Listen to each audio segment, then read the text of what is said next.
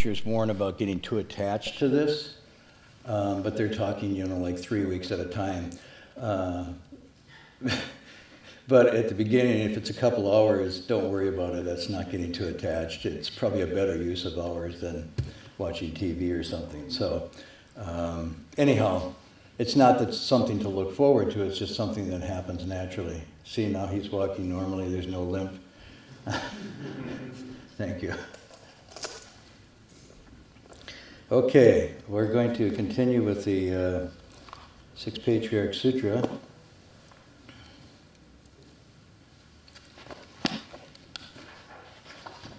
Everybody have a copy? Okay. So, last week we're on page 11.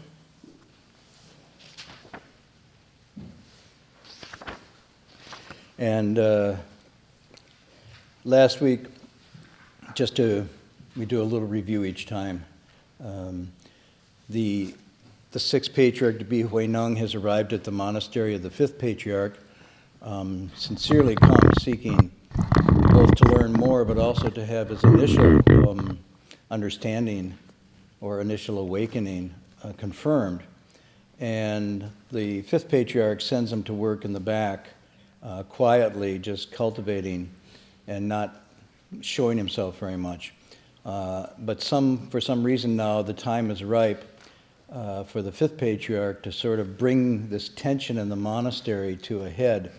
The tension being that almost probably everybody at this monastery is there for mixed reasons at best, and some of them for wrong reasons. And the wrong reasons would be, anybody remember? The food. The food was, no. Why would they be there? For the wrong reasons, perhaps?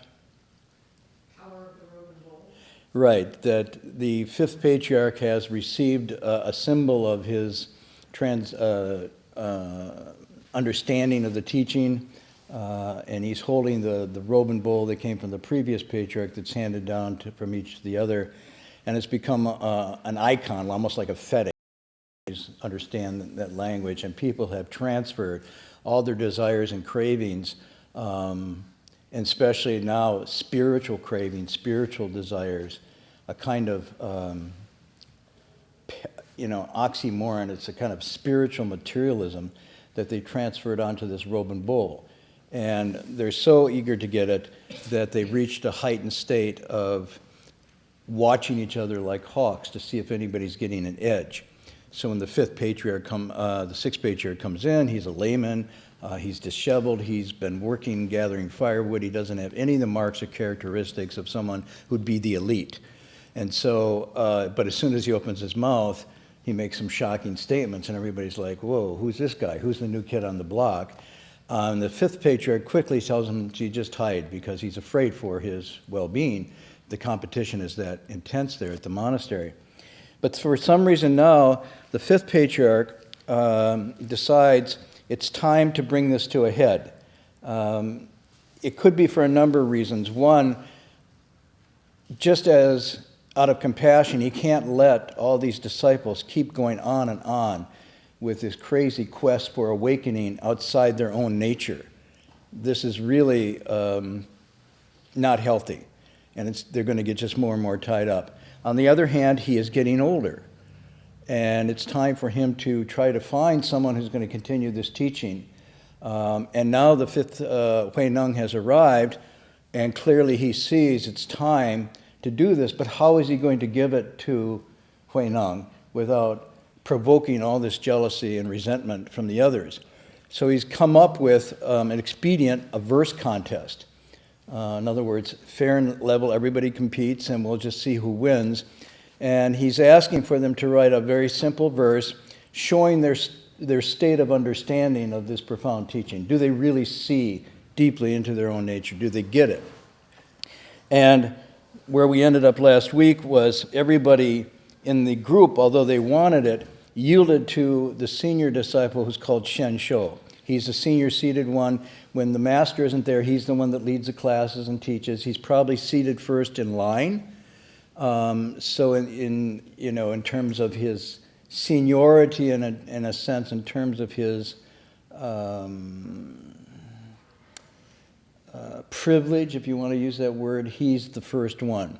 So often if the lay people come and the master's not there, they'll bow to him first.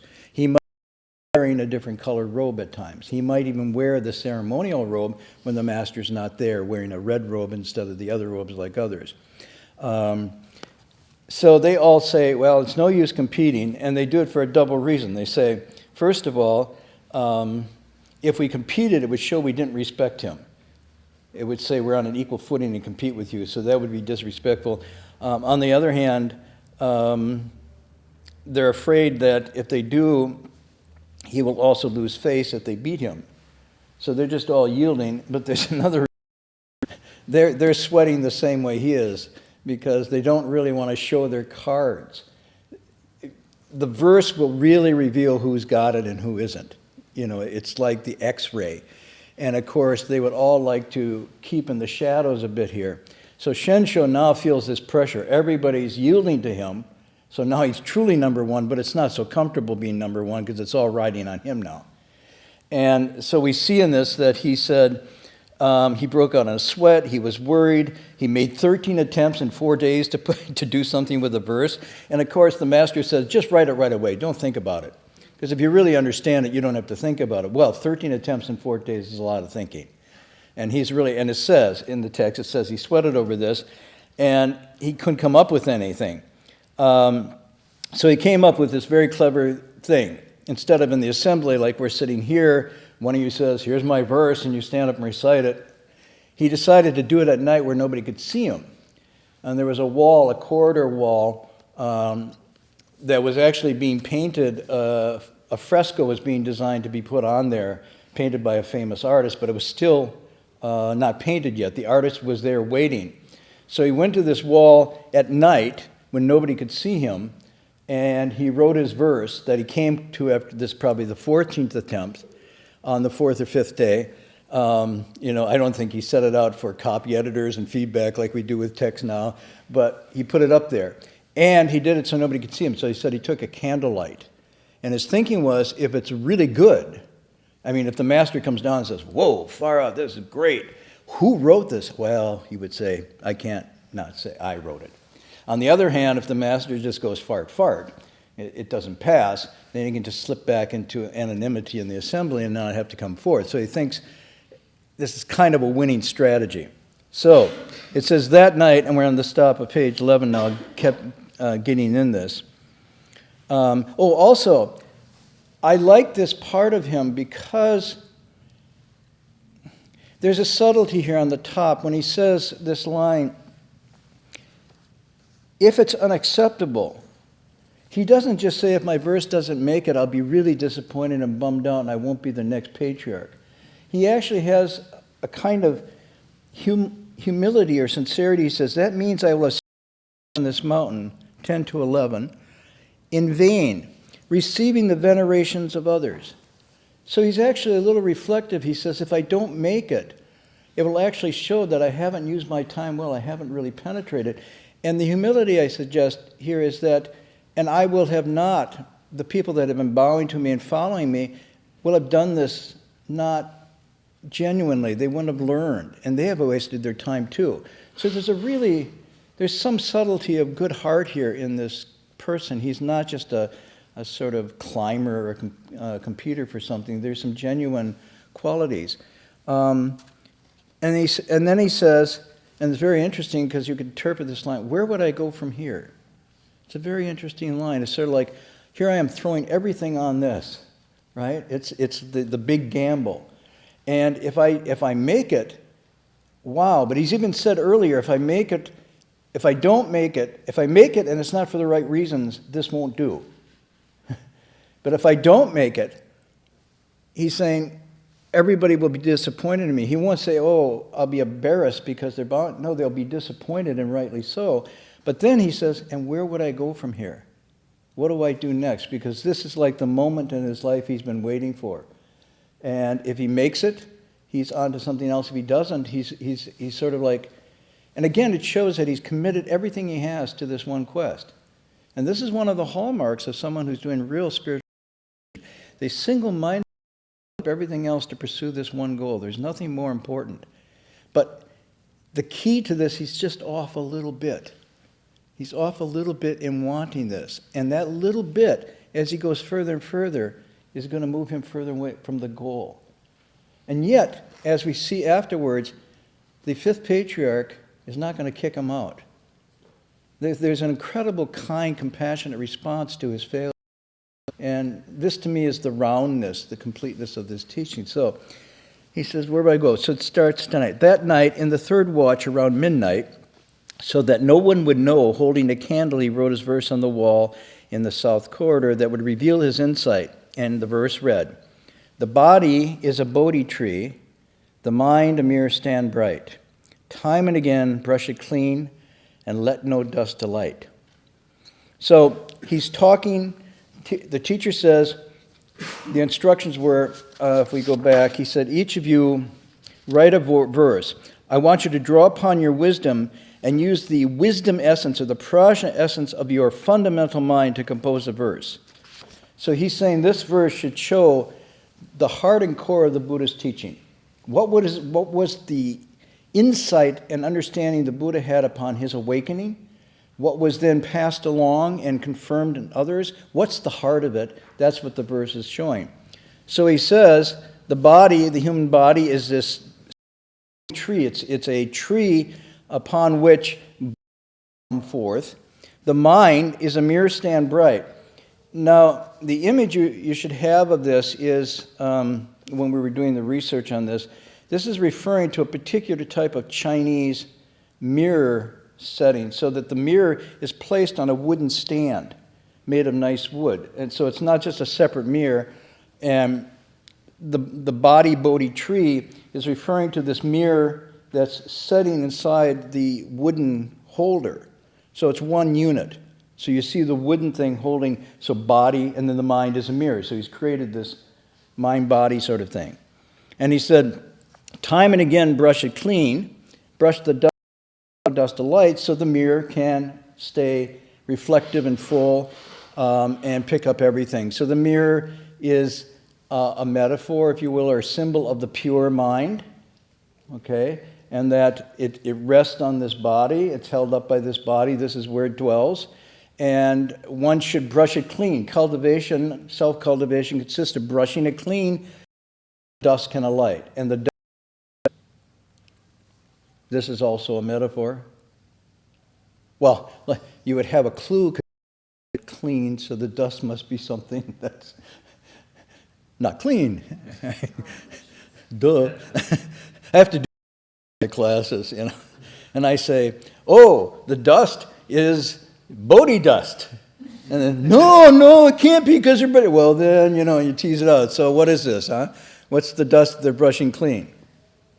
Opinions, ideas about things, attachments, particular ideas, ideas that are opinions or views that aren't necessarily clear seeing. But it's also a metaphor for Chinese Fanao, Sanskrit klesha. So klesha is sometimes called the dust, the afflictions, the defilements. And these are particular, basically human emotions and thoughts and habits that obstruct our natural awakening, that impede it. So a lot of them are just negative emotions, but there are also particular views that are off a little bit, and so forth. So these are, and they're very human. When we go through this, when he goes through the text later, you're going to think that these are sort of rare metaphysical things. And you know, they're anger, jealousy, envy, craving, laziness or torpor. And the one he keeps coming back to, it's really interesting, is fault finding. Now, wait a minute. It's like, what? Fault finding? Why would something as petty as that be in such a great text? And you think about it, how much energy is devoted, either verbally or mentally, to finding fault. I woke up the other morning after reading this text a long time, and I was like shocked, because I started to do an inventory how much of my mind, even after all these years of practice, I still let go down that road of finding fault with somebody else. And it's so pervasive and so ubiquitous that I hardly even noticed it until the text jumped out. I thought, why is he spending time on fault finding? I'm like, whoa, I spend a lot of time on fault finding. So the energy that would be going for clarity and bodhi is actually diverted into this klesha of fault finding. Sometimes fault finding is just finding myself superior to others, and finding others inferior to me. But in any case, it's a comparative, competitive thing, and in that mind, there's no way to get to the original ground. I think there's a third way of finding fault that actually isn't so bad, which is that it humanizes the other. When you find fault in somebody else, you can come from a position of thinking that everybody else had their stuff together. But when you see that, okay, they're doing something out of something from a place that's not so put together or noble, then you can relate to them. And I think that that's not necessarily a bad way of finding fault in others. That wouldn't, you're right, but it wouldn't be called fault finding, because fault finding is an intentional action. It's negative. Yeah, it's an intentional looking at for that. Whereas what you're talking about is just sort of recognizing the humanity, and the manifestation of that would be compassion and acceptance of when you see others. It's a sort of different feeling than the fault finding has to do with a kind of negative searching out and then highlighting, and often at the cost of seeing the goodness. So here it's talking about a sort of a mind sweeper that's going out. And his point about fault finding is often it's done to avoid looking at oneself.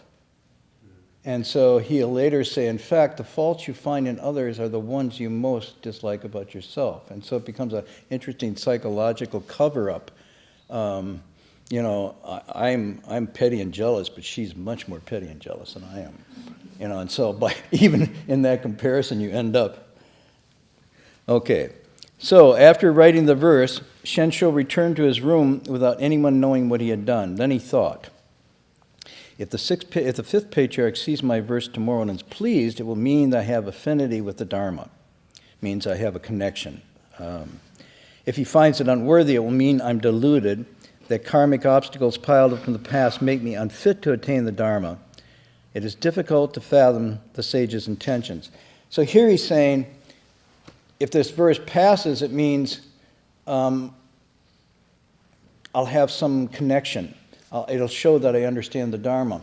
If it doesn't, it means I'm impeded by karmic obstacles piled in the past. But you can see in his thinking here, not confident that he's done it. He is so unsure of himself that for sure, even if the verse is good, he's not going to make it. Because remember, the patriarch said, when you hear this, you'll see it in the moment. You'll see it right away.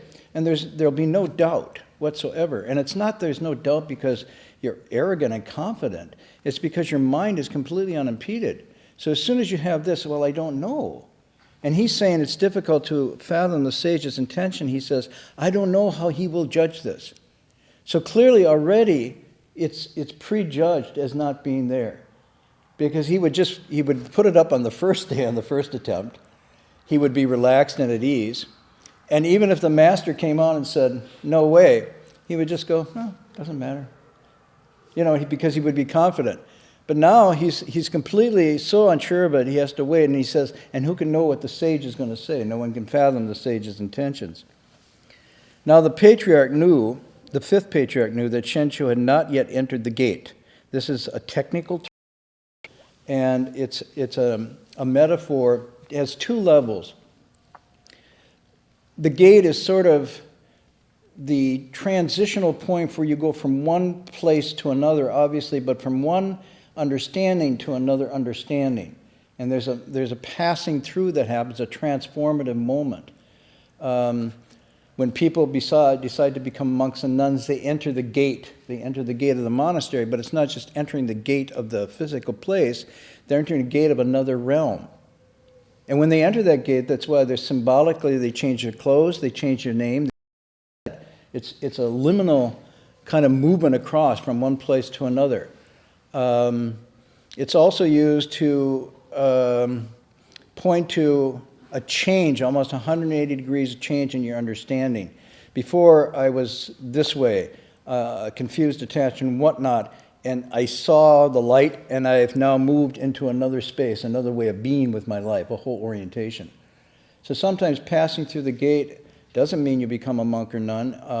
It suddenly means you change in such a way as almost all the things you did in the past don't look the same way anymore. And sometimes you don't even know you're through the gate, except in retrospect, in the rearview mirror, you're looking and saying, wow, what I used to do, where I used to hang out, even where I lived, and what I bought and what I ate is all different now. It means you've entered through a gate. It's very dramatic, and sometimes it's very quiet and subtle. And sometimes it's a long hallway. The gate is very long, and you're kind of in it. It takes a long time to get through. My teacher used to use the expression in the meditation, he'd say there's a pain gate. And when you're sitting in meditation, because when I first came, I just saw people sitting and said, that's easy, I'll just do that. It looks boring, but no problem. First hour was okay. Second hour was a little uncomfortable. Third hour was starting to really hurt. The fourth hour I was thinking of going home. And then the master would come around and he'd say, so did you make it through the gate? I said, what gate? He says, the pain gate. And I was like, wait a minute, you mean there's a way to get through this? He said, of course. Don't you see some of the people here sitting? And they're very comfortable and at ease. They made it through the pain gate. How about you? I said, well, no, but give me the key. It's like, how do I get through? And so he says, well, slowly go, just work on it. Because he knew if he would told me directly, I would have been skeptical. And I like challenges, so I sat, and I thought it was gritting my teeth. So then I crossed my legs and I grit my teeth. I was going to do Navy SEALs in meditation, I can get through this gate, And the more I did that, the worse it got. And then he would come and say, did you make it through the gate yet? And I'm, no! It's like, ooh, have you made it through the patience gate? No! And he'd keep this. And this went on for months and months. And there was a point I'd always get to in my meditation where the pain would come in again. And I just couldn't make it through the gate. And I'd say, come on, give me a hint. And he said, okay. The gate is very narrow. Very narrow. He said, what do you mean? He says, it's only one thought wide. And then he left me. I thought, what the heck does that mean? It's like, is that some riddle, some Zen riddle? One thought wide. And anyhow, to make a long story short, I was sitting like this, and finally one night, sitting like this in a car in the back of a station wagon, there was a outside, and Hung Sure and I were out on a pilgrimage at this time in the dark field with nobody around. And the CHP had come to us before to tell us that there had been some murders in the area and body parts found, so that we should be careful camping out at night. And so when this noise, something hit the car, I was total in panic because I'd been sitting 45 minutes. The pain was excruciating. And then this noise hit the car. And Hung Sure wrote me a note because on the bow of silence, check it out. Why should I check it out? And so I'm listening for what the next sound will be. Is it some serial killer? I don't know and it's going and going. And I want to go out and check it out, but I don't want to ignore it. And I'm listening, and all of a sudden I realize, gosh, a half an hour's passed, and I'm not in pain. Whoa. Of course, as soon as I had that thought, the pain came back.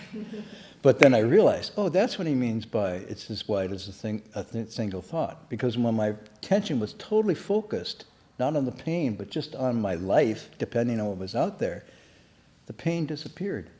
And as soon as my attention scattered again, it came back. So that's called the pain gate.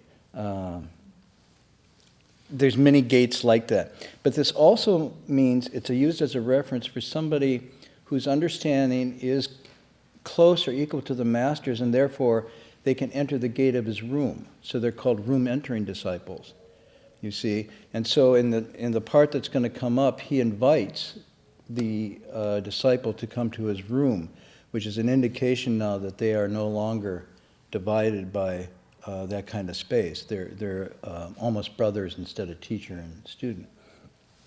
So he says, let's see, enter the gate, and the patriarch knew he had and seen his essential nature. So at daybreak, the patriarch summoned the court artist Lu Jun, that was here, to the fresco wall of the south corridor. Suddenly seeing the verse, he said to the artist, "There's no need to paint anything."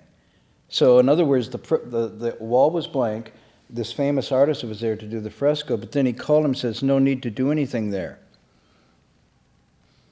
And suddenly seeing the verse, he said this to the artist, "No need. I'm sorry we troubled you to come so far." And then he quotes the diamond of the Vajra Sutra. He said, "All forms are false and illusory. Instead, leave this verse for people to recall and uphold. Whoever cultivates and accord with this verse will not fall into the evil destinies and will obtain great benefit." So, he does a kind of turnaround. It says he knew he didn't attain it, and yet he says, leave it up. Leave it up, in fact, in place of this wonderful fresco that could go up instead. And then he, in a kind of gentle way, I suppose the artist got this. He quoted the Vajra Sutra and said, all that you can see, all that you can hear are just empty appearances, they're not the real thing. So, the artist would have liked to gotten paid, or, instead of the Vajra verse, or in that case, probably he was doing this as a charitable act.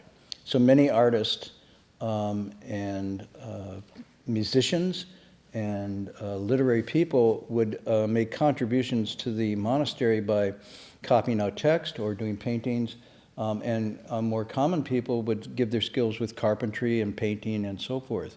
And so the idea is that the place, this monastery place where this is happening, is a sacred space. It's a space that people can come and hear teachings that are way beyond just what you'd ordinarily encounter in the world, and they're actually a kind of medicine for the soul or the spirit.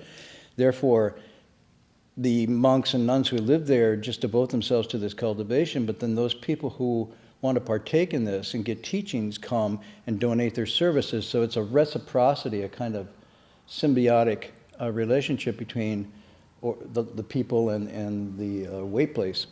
When I was in Burma,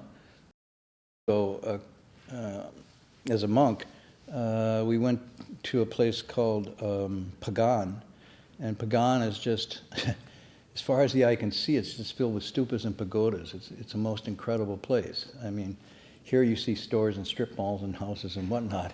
In Pagan, the houses are very small and very humble, and the whole place is just this huge field of pagodas and stupas as far as the eye can see.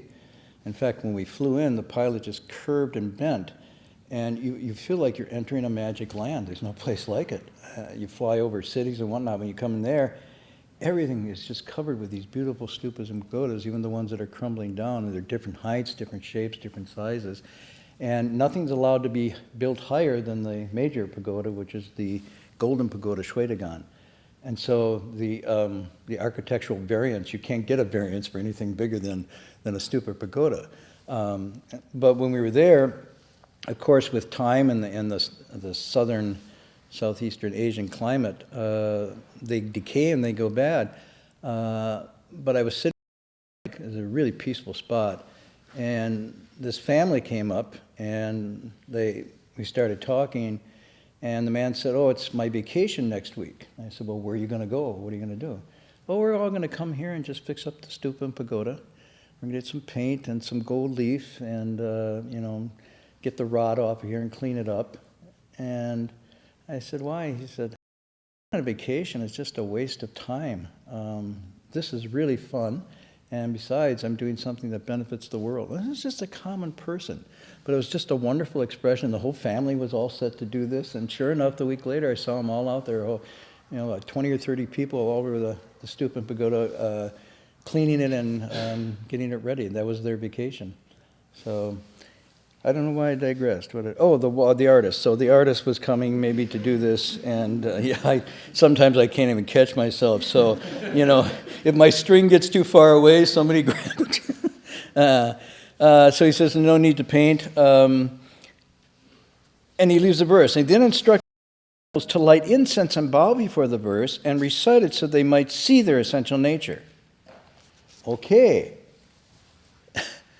Now, the first line, he says he didn't get it, and yet he's telling the disciples, light incense and bow to this. That's reverential. And he said, recite it, means memorize this. So they could see their essential nature. And they all go, wow, excellent. Now, of course, that was their test. You see? So the fifth patriarch is really working at many layers here. So he just says, hey, this is really good, right? They all go, oh, yeah. He says, wrong. But he doesn't say that right. So he just lets them go. But at another level, he is also taking the pressure off of Shensho. So Shensho doesn't have a heart attack on the spot. Okay, he doesn't completely collapse. But he doesn't say, who wrote this? Right? So Shensho can't come forth and claim it, but he can't not feel a little bit happy, but still the tension's on. The heat's on yet.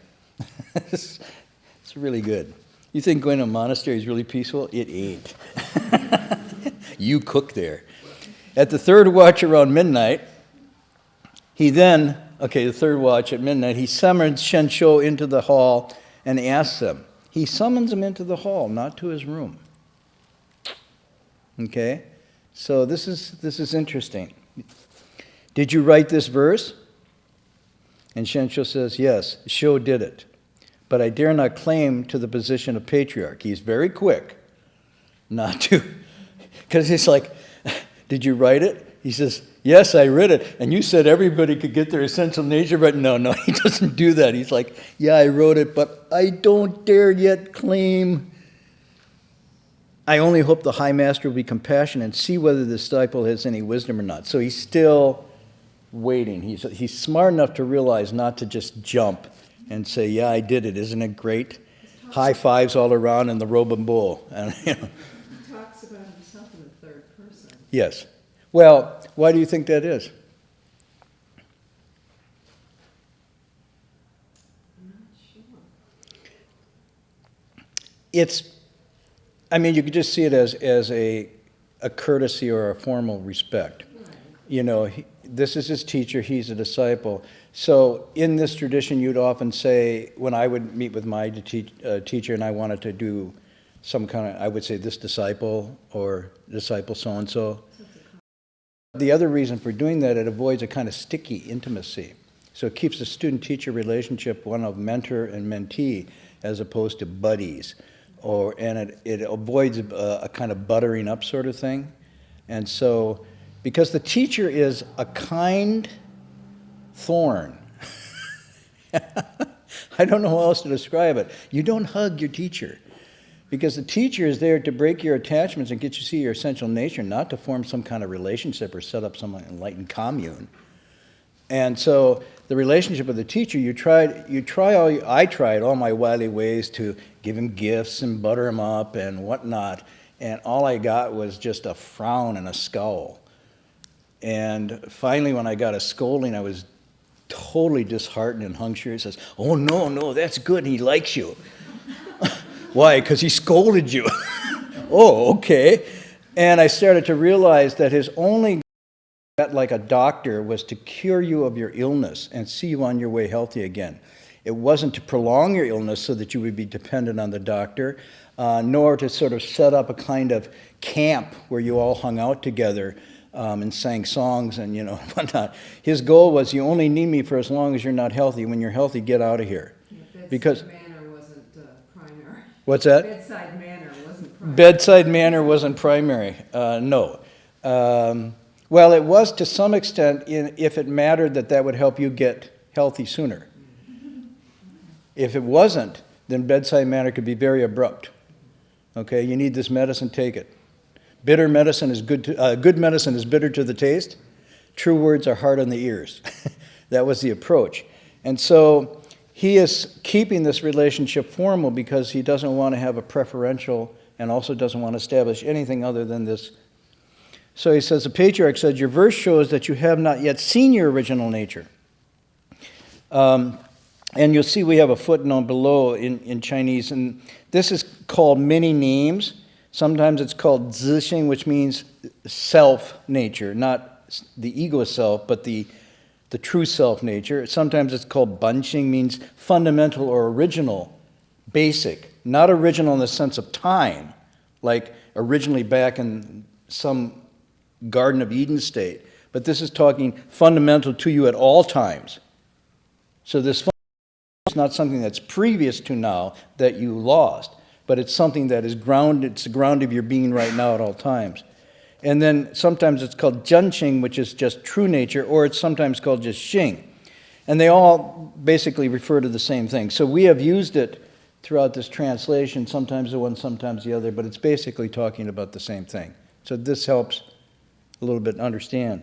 Mark, Yes? I know that this is probably not an appropriate question in this sense, but what is the criteria in you that the patriarch is using to determine that he has not really seen his original nature? I mean, is it the way that he handled the whole process of coming up with the verse and then presenting it, or was it the verse itself and the content of it?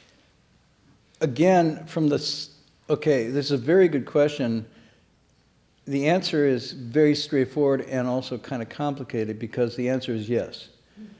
But the answer is yes because in this teaching of non-duality, bu are not two, how you do it and your intention are not one and the same. So there's not like a distinction between, oh, you know, he got sweated over this, he freaked out over this, he got angry at all the others and whatnot, but then he put up a really great verse. The patriarch is seamless. Inside and outside are one and the same. How you act, what you say, how you stand and comport yourself, what you don't say, what you write, and so forth is all part of a perfect interpenetrating oneness of your being. You can't fake it. And so it's all of these together. Yeah.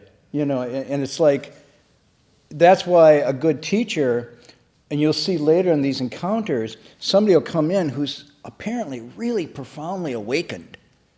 I mean, and everybody in this room would say, wow, that is a great cultivator of the way.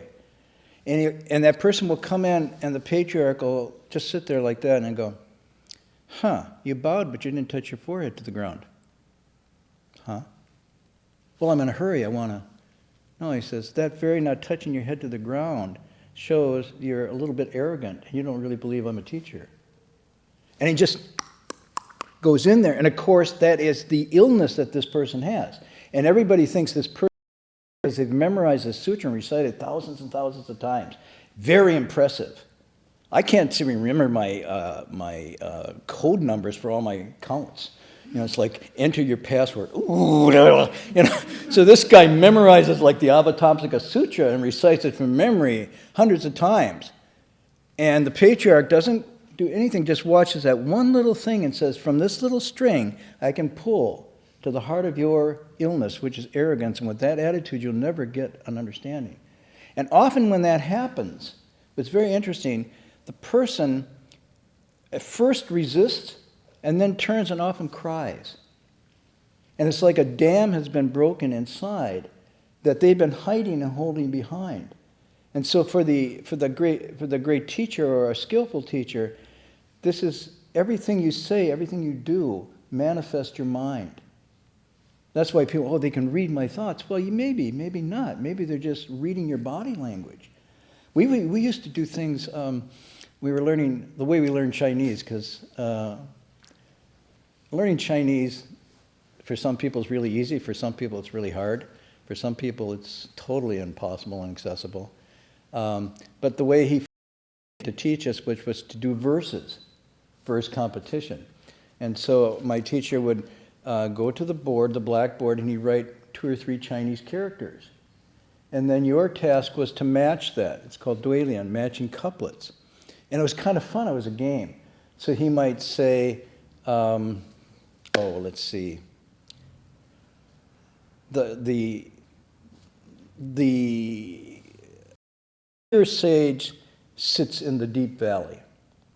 Okay, that's the line. And then the rules are when you match it, you have to match it with the complementary opposite. So if you have sun, you have to have moon. If you have valley, you have to have mountain. If you have desert, you have river. If you have woods, you have, open space and stuff like that. And so the two of them, the idea behind it is that the two, when put together, form a complementary pair rather than conflict. So it has to do with the whole idea of both Buddhist and Chinese philosophy that opposites are complementary, not in conflict. So and so the verses train that. And so we start very, he might say, the sun is rising and you put the moon is setting. Oh, that works. And you get a star for that. But then it get more and more complicated, and we'd all grab our books, and we'd sit there trying like Chinese characters and whatnot. And but when we went up to write, he would not only judge the content of the verse, but he'd judge the calligraphy you wrote it with. So, in the very way that you formed your characters was a window to your mind and personality. So some people who thought they had a winning verse would go up and take up half the board with their characters, big characters. And other people who were really uncertain and shy, pure, would write really tiny characters you could hardly see. And then, and it's like one of these, and that some would be too cramped, some would be too expansive, and so forth. So sometimes he would comment on that as well as the content of your verse. And how fast you came up, or how you came up, or didn't come up, or didn't show up that day. I'd say like, geez, where's Steve today? We're having verses. Go knock on his door. And you were avoiding it. And so he would pull you out in that way. It was a very interesting exchange. But in all these activities, how you ate, how you chose your clothes to wear, when somebody would come with an offering of beads, which ones you took, would all reveal things for the teacher to use in terms of getting at the personality, because it's this personality, interesting, profound misunderstanding, but those little quirks of human behavior that keep us from being awakened. So the teaching would say, when the art of being a person is perfected, Buddhahood accomplishes itself. It's not like, I want to be a Buddha, I don't have time for this human crap. I'm busy, I'm out to Mount Sumar for Bodhi. It says, no, it's in the act of perfecting your humanity that the sage and the Buddha manifest almost unknowingly. Just as a flower opens when all those conditions are ripe. So it's a good question because it reveals all of that is going to be there. Let's see, where do we end up here? Unsurpassed Bodhi means right the moment. Okay, so he says, your verse shows that you have not yet seen your original nature. Bummer. You're still outside the gate and yet to pass through it. With the views and understanding you have, you may seek for this unsurpassed Bodhi, but you'll never get it. Well, he didn't say you'll never get it. He said with the views that you have, you won't get it. So there's still hope.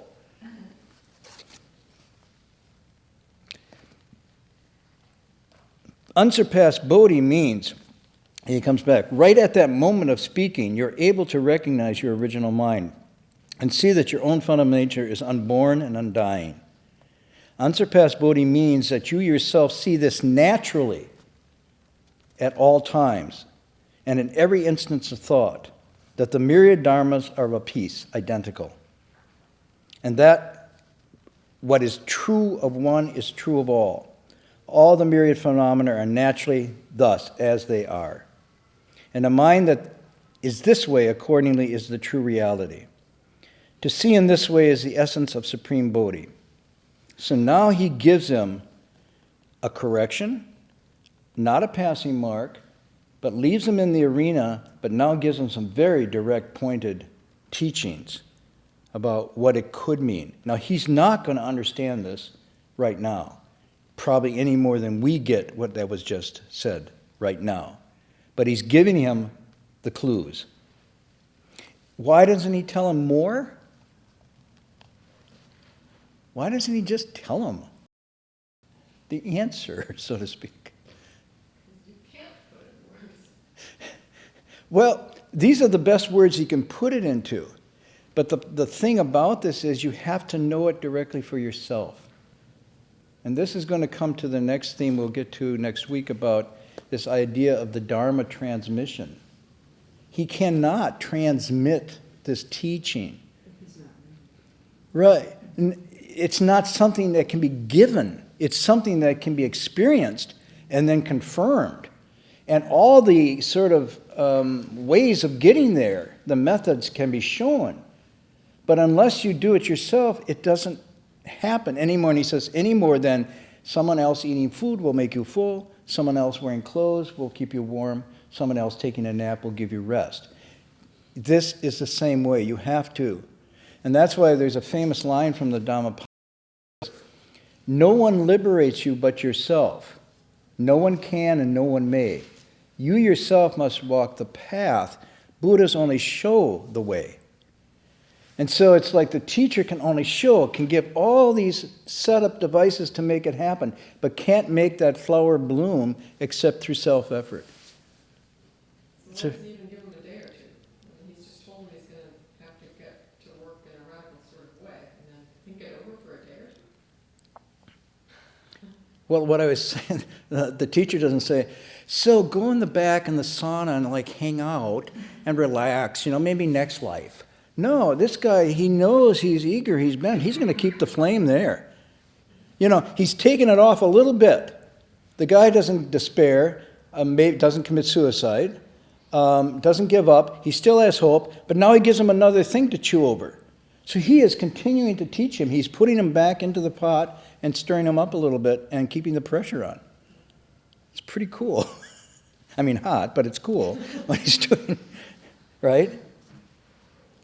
And then he says, a mind that can see in this way accordingly, a mind that is this way accordingly is the true reality. To see in this way is the essence of supreme Bodhi.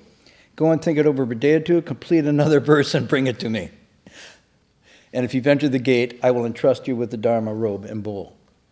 So this is a beautiful turnaround. You haven't got it yet. You're not out of competition. Go think it over.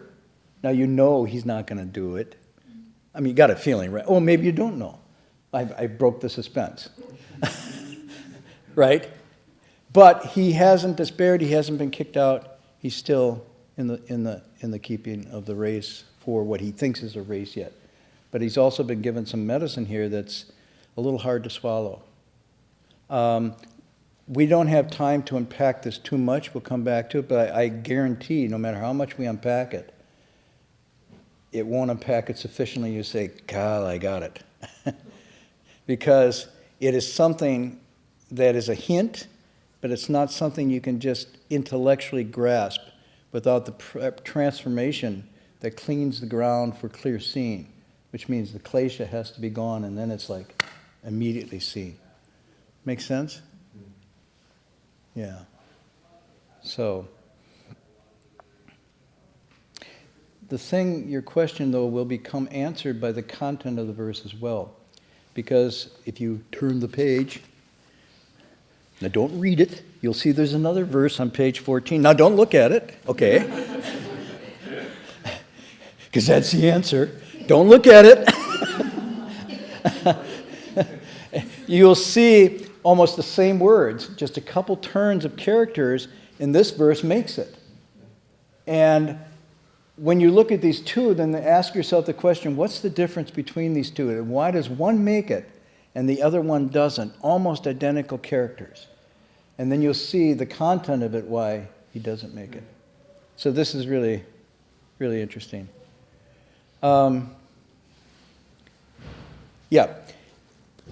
The one thing I would say is why he says it's a good verse and why he says if somebody recites this, they won't be born in the evil destinies, this verse of Shensho, is because at a very beginning level, where all of us are sort of at this point, the sweeping clean of consciousness, the sweeping clean of the mind is a thing to do.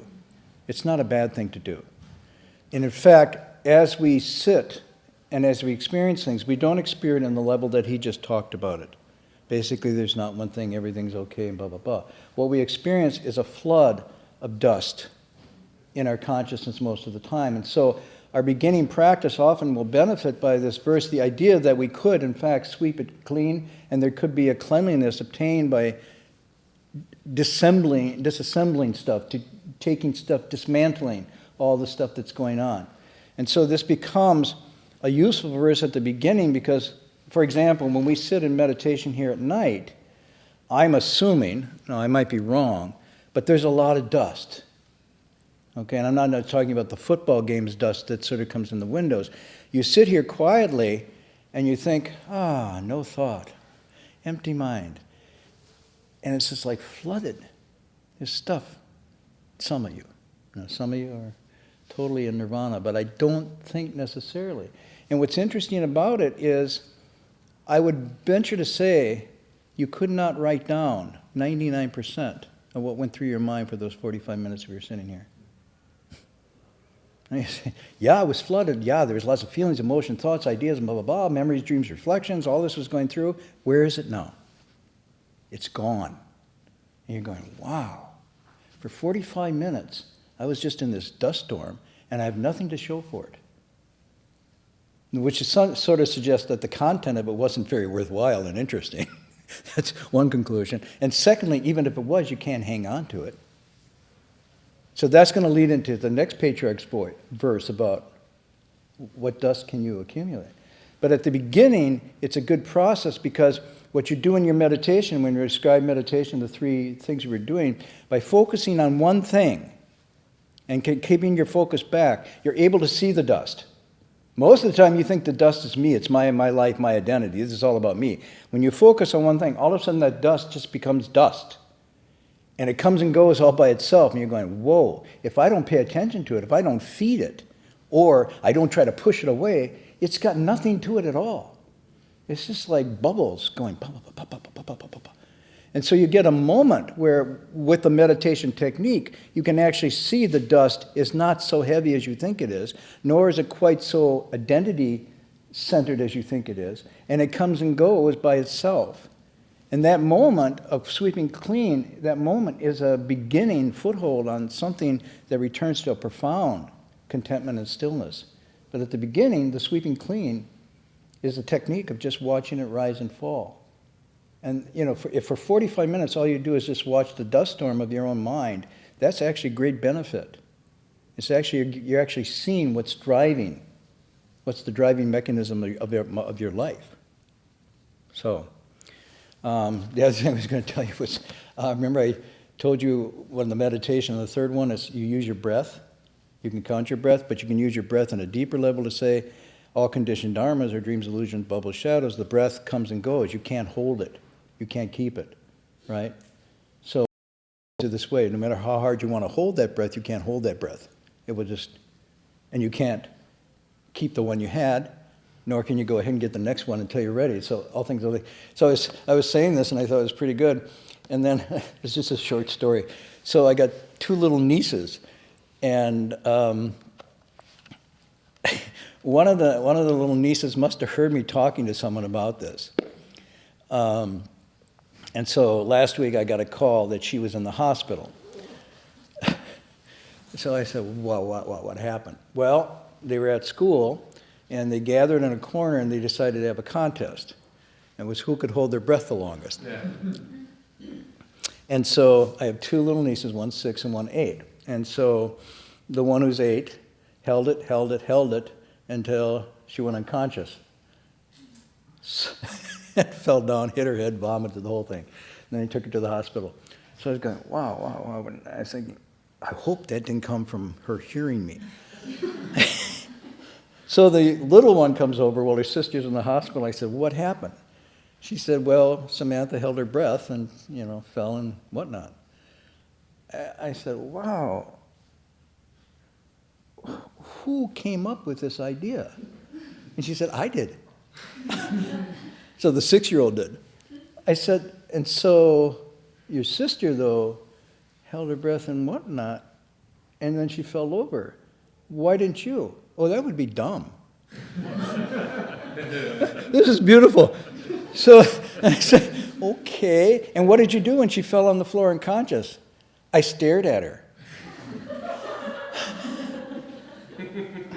I'm going, wow. Okay, so it didn't come from me. It was some idea they had of their own. And I thought, naturally, you couldn't hold your breath. It would kick in to revitalize. And the mother said, I never realized how competitive she was. Whoa. So then I said, so you came up with this idea. You didn't do it. And she said, no, but my sister won. I said, oh, and what did she get? She got a ride to the hospital. So, although I said this in class, don't any of you try this at home. Past breath can't be held, future breath cannot be guided, and present breath is nowhere. Just let it be that way and don't try to push this envelope. So, anyhow, we'll stop there for tonight. We'll pick up again next week, and next week we'll get the verse, the winning verse. And in these two verses, you'll see the very deep dynamic of these two teaching schools. One is called the gradual, and one is called the direct. So, we okay? No big questions online? It's past their bedtime, so they can't be watching.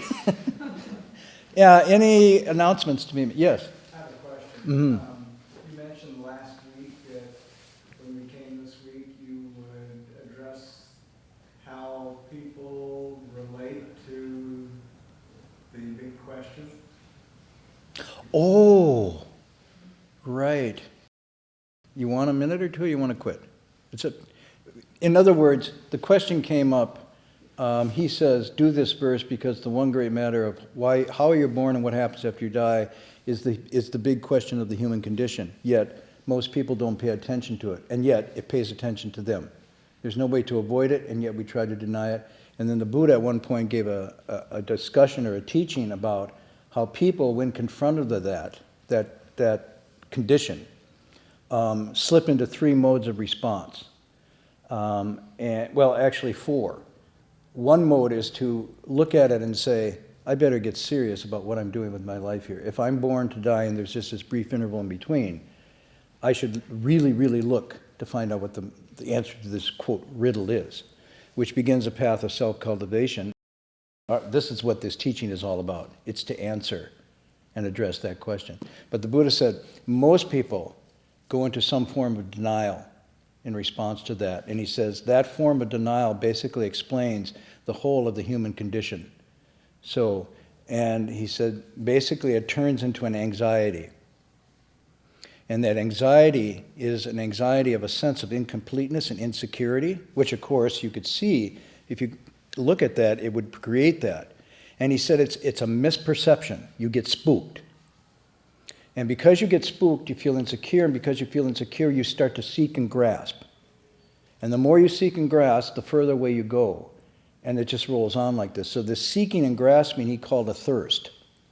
But it's not a real thirst, it's an artificial thirst, psychologically driven by this deep insecurity and fear and anxiety. And he said, so it'll manifest, in one way it'll manifest is a hedonistic thirst. Eat, drink, and be merry, for tomorrow I will die. And so you just grab all the gusto you can get. You frantically just go into a total, all senses wide open experience with the idea, I want to experience everything nonstop. Eat, drink, sleep, food, sex, everything. I just want to have all these experiences. And he said, it's like a shooting star. It's burning itself out in a quick. So that's the first thirst. He said the second kind of thirst is a thirst for immortality. So then you go the opposite. You don't want to have all the gusto and burn out. You want to prolong your life almost to the point of avoiding death. So the quest to avoid death then becomes the obsession focus of your response to this, which then he said leads to two forms. One is a quest for immortality in this life, elixirs of immortality, the fountain of golden youth, liposuction, genetically engineered cells and so forth, go on and on and on. There's no end to this. So from the time where it was the fountain of youth up to now the genetic response to this quest for that keeps going, right? And even to the point of cryogenics, which we talked about before. So when you die, you preserve part of your body that can be regenerated when they find a cure for why you died, right? It's very expensive, but you can do it. He said, but it also leads to the quest for immortality in the other realm. So you create imaginary other realms where you will be immortal after you die, but both are the same thirst. And the third one, which I think is really interesting and not sort of intuitive but counterintuitive, it's the thirst for not being. So he says, well, eat, drink, and be merry, want to live forever. The thirst for non-being, which is better translated as a thirst for oblivion. to actually dull the senses so that you don't feel the fullness of anything. And so you sink into a kind of oblivious unawareness, which means you go insensate. And you don't, so it could be alcohol, it could be drugs, but he said, and this is very interesting, it could be meditation. Whoa. You can use meditation as a drug to insensate, to pull yourself out of awareness, and you become sort of like a shriveled yogi in a sense that you are just sitting there, still unmoving, impervious to anything whatsoever, and thinking you've escaped suffering, you've escaped. And this will come up in here because apparently at this time there was a lot of that going on with meditation, so a lot of his scoldings are devoted to this prolonged, dull sitting as just not a true liberation, but a kind of, he calls it a kind of self-bondage, masking itself as spiritual liberation. So these are the three. I'm sort of glad we went over, but I mean, we could think about these a little bit, but he says these are the unenlightened responses to that problem. Hedonism, quest for immortality, or making myself oblivious. And he said, interestingly, sometimes you can do them all at once. So they're not mutually opposed, right? That's for me. I like to do it all at once, right? And then he said the awakened response is actually to cultivate the fourfold path. That there is a suffering, that there's a cause for the suffering, that you can get free of that suffering, and it's simply by walking this path. That was the antidote that was presented. But it's not necessarily the first response. So, okay. Okay, so let's, any announcements? No announcements. The Guanyin retreat started Saturday. In the city in So there's a Guanyin recitation retreat of 7 consecutive days of sweeping clean the dust. Well, I would only need 1 day because my dust will be gone. You know, but it comes back and you sweep it again, it comes back and you sweep it again. It's like raking leaves in the wind. Of course, the wind is your nature. But anyhow, that's for 7 days. You can do that. It's at the City of 10,000 Buddhas. The classes we teach up there, we put on for that week. So the graduate and the undergraduate courses up there, the students actually go and do the retreat. It's another kind of interesting study. So that's what's going on for 7 days up there. It's still not too late probably to get involved. brbu.org. You can register online. If you want to go. Oh, you don't need to register, just go. You register, you get a dorm, but it's already too late for that. Just go to AO to do it. You can still go. It just goes to the administration office to get a room. But the classes are there in the evening too. Yeah, and there'll be some classes around the session, but explaining the session as you do it. Okay, so we're going to transfer in English and call it a night.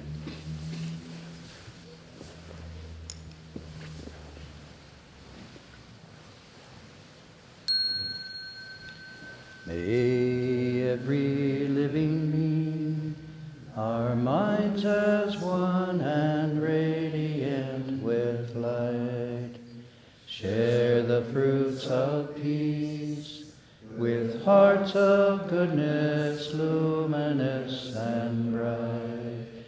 If people hear and see how hands and hearts can find in giving unity, may their minds awake to great compassion, wisdom, and to joy. May kindness find reward. May all who sorrow leave their grief and pain. May this boundless light break the darkness of their endless night. Because our hearts are one, this world of pain turns into paradise. May all become compassionate and wise. May all become compassionate and wise.